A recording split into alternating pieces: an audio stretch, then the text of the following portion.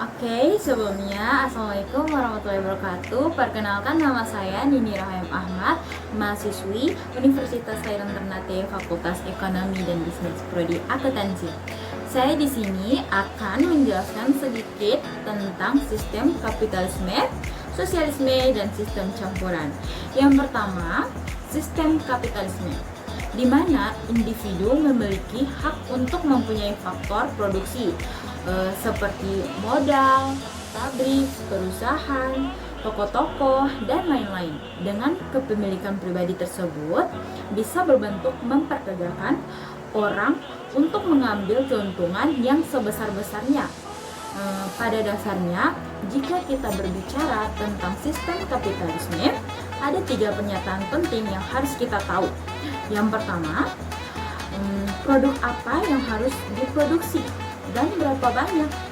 Dan yang kedua, bagaimana produk tersebut bisa diproduksi. Dan yang ketiga, untuk siapa produk itu diproduksi. Berdasarkan kapitalisme, kita sendiri yang menentukan apa yang harus diproduksi atau bagaimana caranya dan siapa target konsumennya. Adam Smith adalah orang yang memperkenalkan konsep kapitalisme dalam bukunya The Will of Nation. Dia mengatakan bahwa setiap orang, saya, kalian, dan semuanya selalu didorong dengan kebutuhan pribadi, dan kita ingin memenuhi kepentingan pribadi tersebut. Tanpa sengaja, kita memenuhi kepentingan orang lain. Liberal menjunjung tinggi semesta, kata-kata Smith, atau disebut the invisible hand, atau tangan-tangan tak kentara, atau tangan-tangan tak terlihat. Saya ambil contoh kapitalis seperti suatu perusahaan yang didirikan dengan modalnya sendiri. Jika perusahaannya sudah jadi, maka harus mencari tenaga kerja. Dengan tenaga kerja itu harus diberi upah untuk mereka bisa pergunakan untuk konsumsi. Tetapi perusahaan itu tidak bodoh. Dia ingin uang atau upah itu keluar dari dia, maka masuk lagi ke dia. Dengan lainnya, ia membuat toko atau tempat persediaan, tempat perlengkapan konsumsi tersebut agar karyawan atau tenaga kerja itu membeli perlengkapan atau persediaan di tempat itu pula. Jadi uang itu tadinya keluar di dia, masuk lagi ke dia, karena sistem ini tidak boleh diatur oleh pemerintah.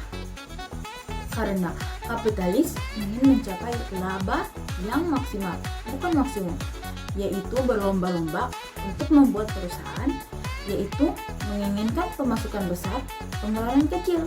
Sebagai contoh, menggantikan tenaga kerja wanita dan anak-anak. Singkatnya, kapitalis adalah usaha para pakar ekonomi untuk memberikan teori pada fenomena ekonomi yang terjadi sehari-hari. Berbeda dengan sosialisme, berawal dengan pemikiran pakar ekonomi yang mencari alternatif bagi sistem kapitalis. Karena menurut mereka, sistem kapitalis adalah sistem yang gagal. Tapi apakah itu sosialisme? Bayangkan, dunia sedang mengalami suatu perubahan yang radikal. Perkantoran berkembang pesat, 2-5, bahkan 10 lebih besar dari sebelumnya. Kuda digantikan oleh mobil, surat menyurat digantikan oleh telepon, dan pabrik yang biasa membuat 1 produk per hari sekarang dapat membuat 10 produk per jam. Akan tetapi, kamu masih tinggal di rumah seluas 25 meter persegi bersama keluarga lainnya. Di atasmu ada 3 keluarga lagi, di bawahmu ada 3 keluarga berbeda. Kapitalisme memang memimpikan dunia yang terus meningkatkan taraf hidup semua orang bekerja. Berbeda dengan kapitalisme, sosialisme meyakini bahwa pemerintahlah yang berhak untuk mengalokasikan sumber daya dan kekayaan suatu negara. Sosialisme merupakan salah satu kritikan kepada kapitalisme adalah sistem tersebut membuat kaya semakin kaya dan miskin semakin miskin. Dikarenakan kritik yang tajam ini, sosialisme identik dengan istilah sayap kiri. Karena ingin mengubah sistem kapitalisme, sosialisme dibuat populer oleh Karl Marx.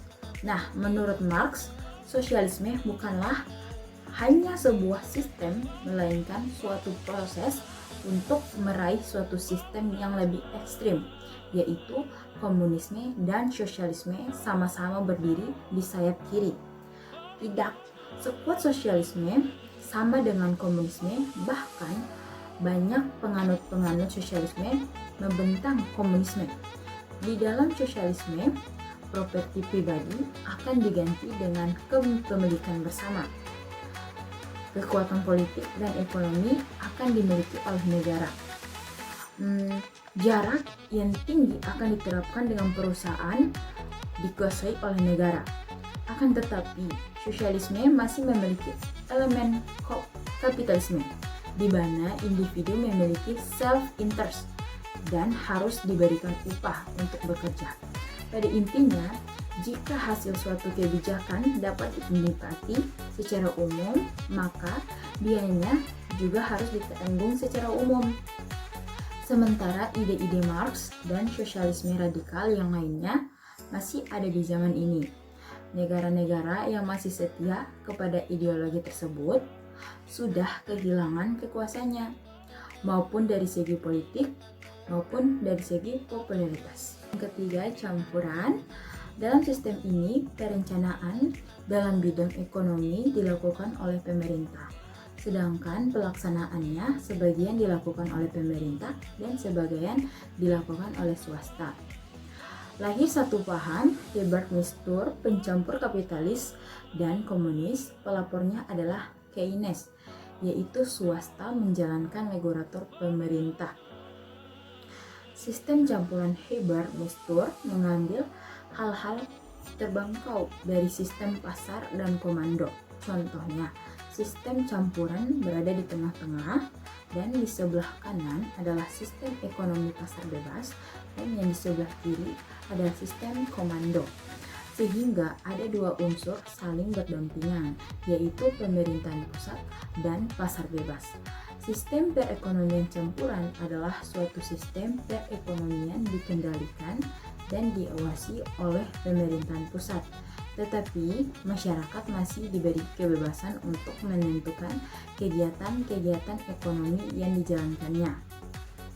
Nah, di saat ini negara menjalankan perekonomian campuran, tetapi bervariasi di negara-negara tersebut.